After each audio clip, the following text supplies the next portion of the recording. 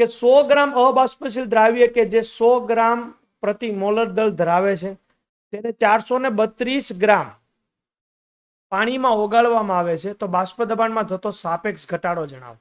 તો P not minus PS upon P not is equal to X2. આ જે પદ આવ્યું ને, આ જે આખું પદ, એનું જ નામ છે બાષ્પ દબાણમાં થતો સાપેક્ષ ઘટાડો.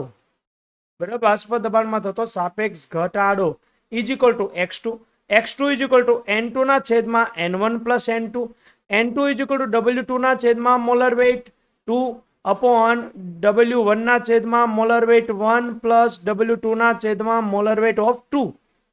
ચાલો ભાઈ, W2 100 ગ્રામ મોલર વેઇટ છે, 100 ગ્રામ અબાષ્પશીલ દ્રાવ્ય છે, 100 ના છેદમાં 100 બરાબર 432 ભાગ્યા 18 ના છેદમાં પ્લસ 100 ભાગ્યા 100 બરાબર. તો આ તો 1 થઈ ગયું બરાબર, I1 થઈ ગયું.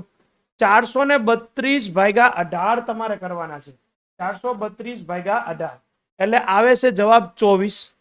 તો 1 ના છેદમાં 25 એટલે આ કેટલું થઈ ગયું ભાઈ કયો? 1 ના છેદમાં 25 એટલે એનો કેટલામો ભાગ થયો કયો? 1/25. તો 0.04 0.04 તમારો આવશે જવાબ. એટલે ઓપ્શન નંબર 1 આનો બને છે જવાબ.